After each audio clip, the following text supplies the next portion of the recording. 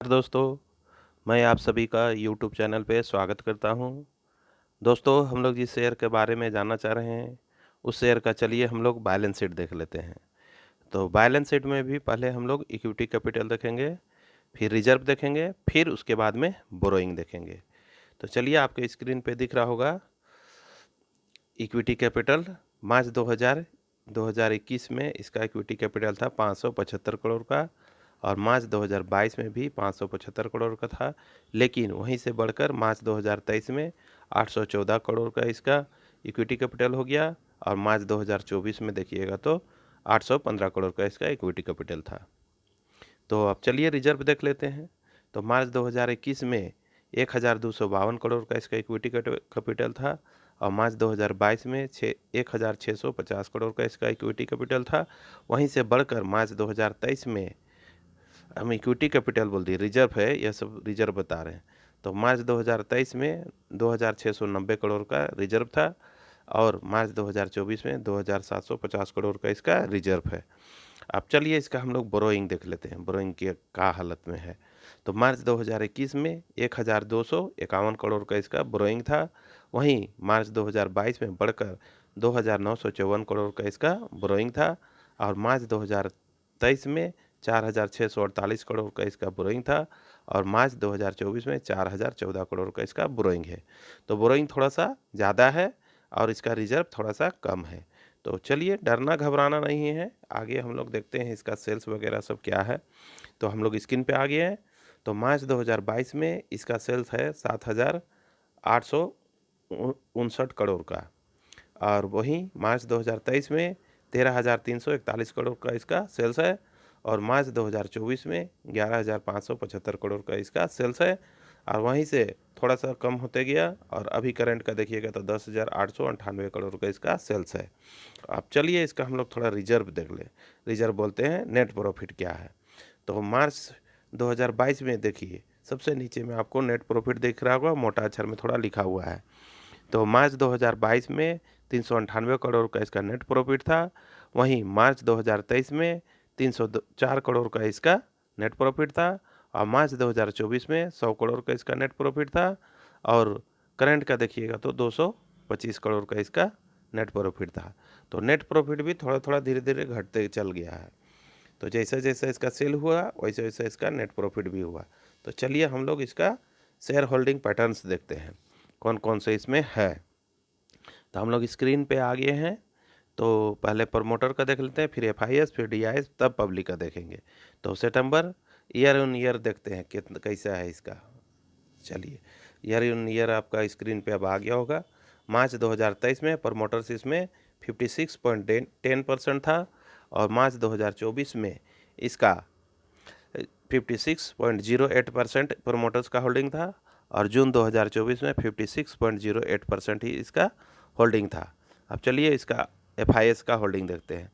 तो मार्च 2023 में एफआईएस का होल्डिंग था 5.11% और वहीं घटकर मार्च 2024 में 1.63% एफआईएस का होल्डिंग रह गया। अब वहाँ से थोड़ा सा फिर अपना स्टेक बढ़ाया और अभी करंट है जून 2024 में 1.90%। अब चलिए हम लोग डीआईएस का देखते हैं होल्डिंग कितना है। तो मार्च 2023 में डीआईएस का होल्डिंग है 21.77% और मार्च 2024 में 24.60% और फिर वहाँ से बढ़ाकर अपना डीआईएस अपना होल्डिंग बढ़ाया और जून 2024 में इसका होल्डिंग है 26.83%।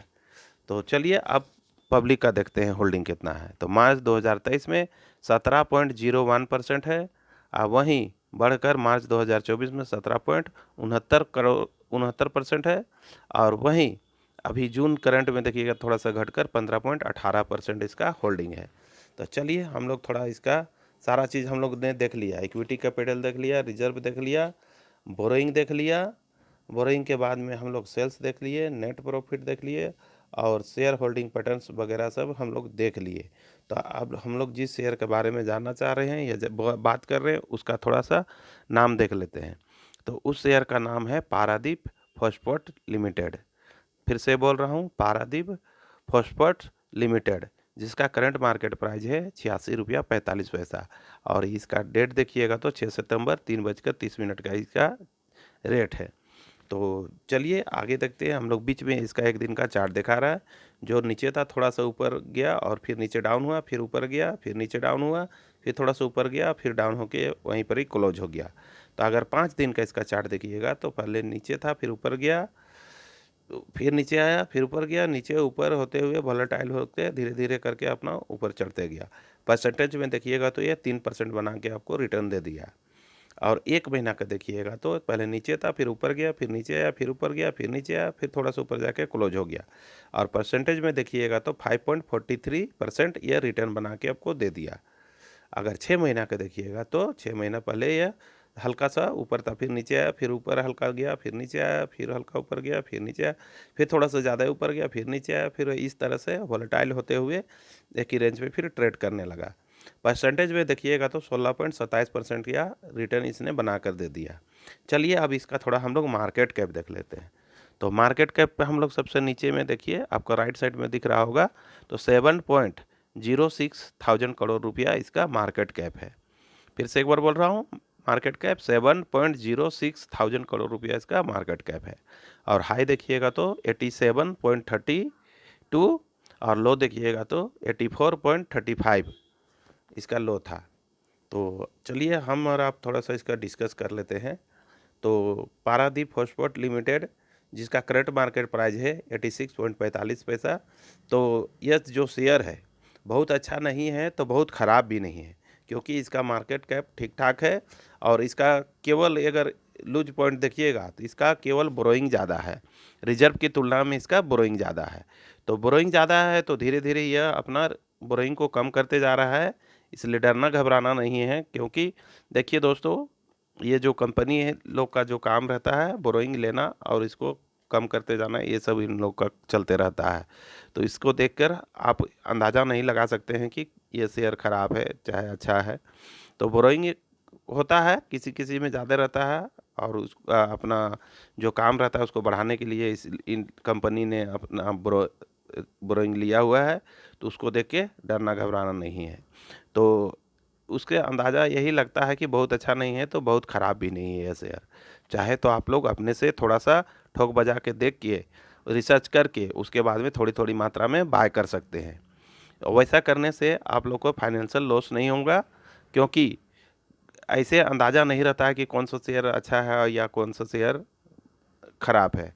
तो मान लीजिए आप थोड़ी थोड़ी मात्रा में बाय करते हैं, अगर यह शेयर बहुत ज़्यादा गिरने लगेगा तो आप वहीं अपना मतलब जो बाइंग का प्रोसेस है वो रोक सकते हैं, और आपका लॉस भी होगा तो थोड़े मात्रा में लॉस होगा।